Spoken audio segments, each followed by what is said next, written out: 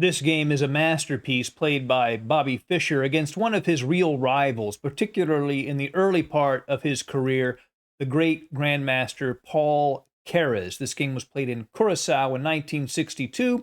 It begins strategically, but then really explodes into some very fascinating tactics, a lot of cool mating patterns in the variations. In Larry Evans' introduction to this game in Fischer's book, My 60 Memorable Games, he said there was no discernible mistake from Keres that he could find, even though he lost the game. We may find a mistake with computer help, but it is really, really hard to see where Black went wrong. In this game. A beautiful play from Fischer. He has white, Keres has black. Let us jump right in. E4, E5, knight F3, knight C6, bishop to B5. We have Fischer's patented Ruy Lopez, or Spanish opening, on the board. Keres plays A6, bishop to A4, knight F6 castles, bishop to E7. This is all mainline theory. Rook to E1 to defend the pawn at E4. B5 to gain space, kicks the bishop, bishop to B3, D6 and C3. This is a very important move. Not only does it let the bishop tuck away at C2 if it is threatened, it also supports a D4 push and also keeps a knight out of this square. So a very important move from white. Castles, H3. This is to prevent the pin, so the knight will be able to support a D4 push. And now knight to A5. This is a key move from Black in these closed Spanish positions.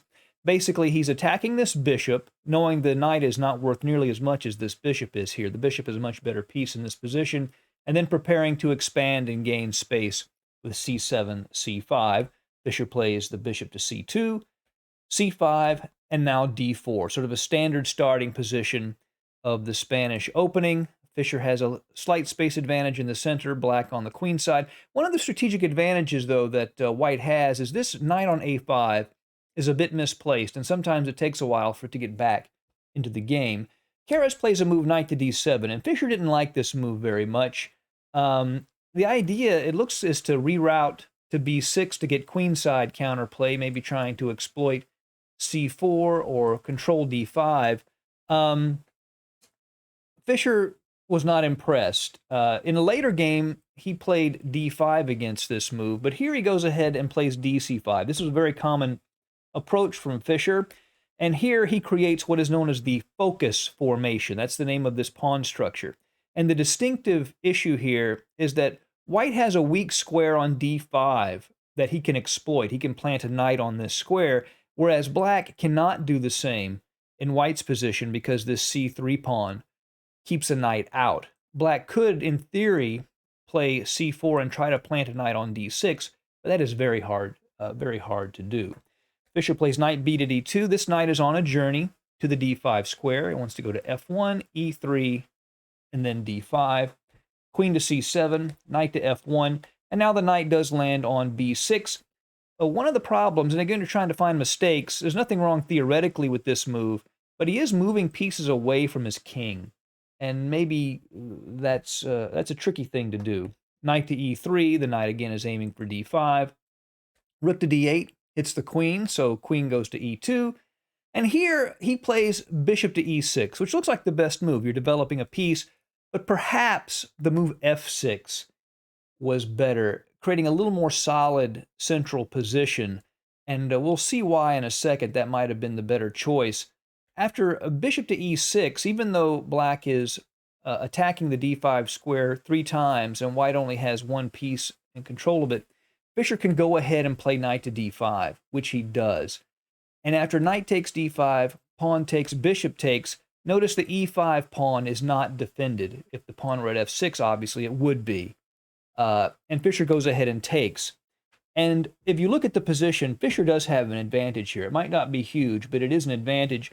Notice his 2 bishops aiming at Black's king side, and he's only 2 moves away from complete development. A move like bishop F4, rook A to D1.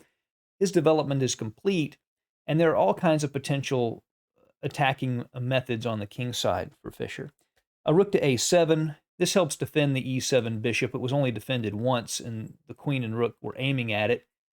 Bishop to F4. Fischer develops the bishop, aiming it at Black's queen, and also he has ideas of queen to H5, attacking the H7 pawn. So the queen goes to B6, and Fischer definitely has an edge with much more active pieces here, and rook a to d1. Notice every single piece involved. There are 2 open files in the middle of the board. His heavy pieces are completely aligned on those files. His pieces are active and ready to go. And he has a threat here. His threat is to just take on d5. And if rook d5, queen to e4, with a double attack on h7 and on the rook.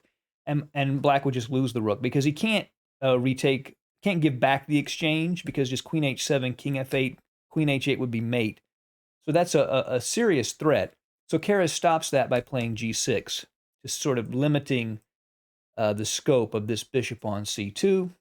But that weakens these dark squares, which Fischer immediately exploits with knight to g4, aiming his knight at f6 and h6. Keres plays knight to c4.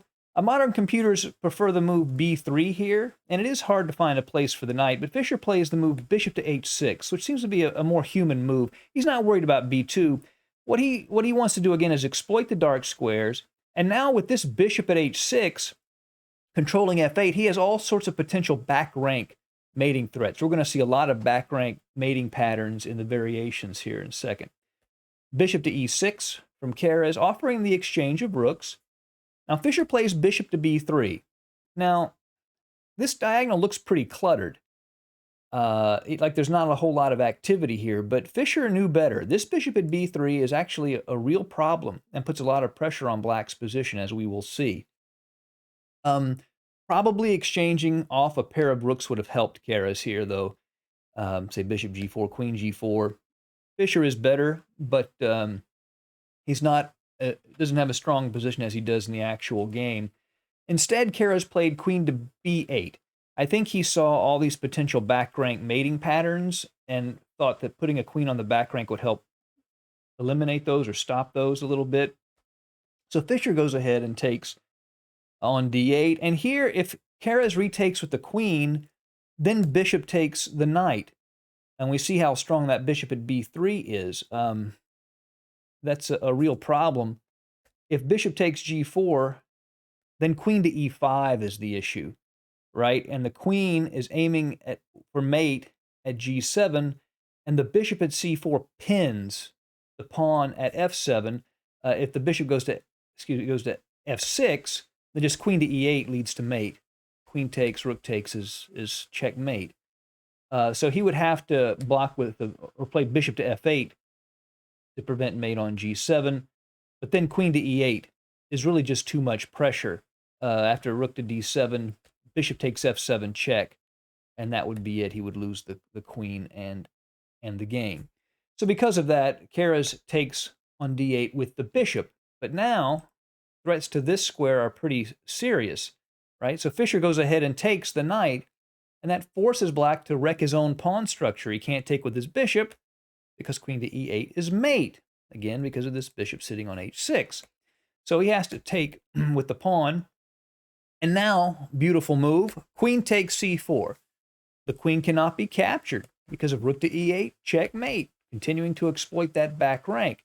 So Keres plays queen to d6 to try to keep things protected. Fischer plays queen to a4, aiming for the e8 square. And there's a move here that looks strong for black that is actually a blunder, and that's the move bishop to d7, counterattacking the queen and controlling the e8 square. The problem is Fischer would then play rook to e8 check.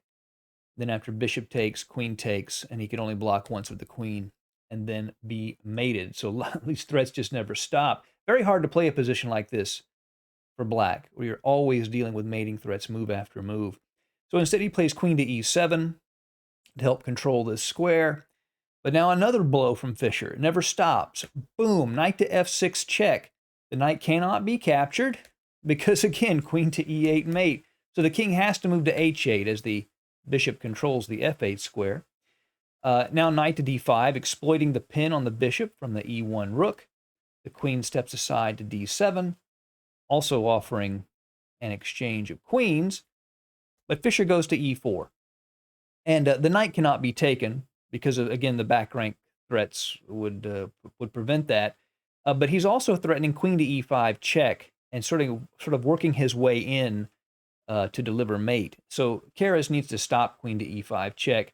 So he plays queen to d6 to keep the queen out. But now knight to f4, threatening to capture 3 times on e6 and win a pawn. So rook to e7 to defend the bishop.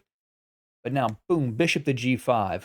The threats just never stop with Bobby Fischer. Rook to e8. He takes on d8. Now here, if queen takes d8, then queen to e5 check, and after, say, f6, queen takes c5. This is a totally winning position for Bobby Fischer with these 2 extra pawns. This is easily winning. So Keres instead takes with the rook, but now Fischer goes ahead and takes on e6. Queen takes, and rook takes e6. So we have a rook endgame, but Fischer is just completely winning here, and we will see why. He's up 2 pawns, right? The f pawn and the b pawn. He has a healthier pawn structure and 2 pawn majorities. And also, this king placement is not very convenient. There's no place to shelter behind pawns. So the first thing Keres does is rook to d1 check, king h2, and rook to d2. So there's a double attack on b2 and f2. So he's going to get one of those pawns back. But Fischer plays rook to b6, defending the more important pawn in this position. And after rook to f2, boom, rook to b7. And now we see the position of this king is just stuck on the back rank. It has absolutely nowhere to go. Rook to f6 is played, king to g3. And in this position, Keres with the black pieces resigned. But let's see, let's play on a little bit just to see how white wins this, just so we know. Because there are plenty of rook endgames where white's up a pawn and it's a draw. But that is not the case here. So let's take a look at how he wins. Let's say Keres plays king to g8. Fischer would just play b4, advancing his queenside pawn majority. Pawn takes, and let's say rook to d6. The idea is to play rook to d3 check and get behind the passed pawns. We know in rook endgames, you want your rook behind the passed pawns, whether they're your pawn or the enemy's pawn. But Fischer would just continue with a4, rook to d3 check, king h2, and rook to a3, getting behind the pawn, then just a5. And then if rook to b3, Fischer could just go right ahead with b4 here.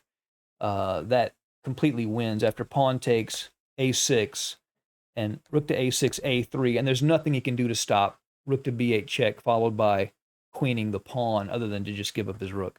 So this is a total loss in that situation. So he could play rook to a4, but then here's what Fischer would do, king to g3. And he just works his king over, and then later will play and defends this pawn, hits the rook, and then just plays rook to b6, rook takes a6, and wins easily. So obviously Keres, being a legendary player, saw all of that ahead of time and resigned in this position. A really fun game, and it is hard to find a mistake from black. And the exploitation of the back rank by Bobby Fischer, really amazing. Hope you've enjoyed it. See you again soon at Chess Dog. Goodbye.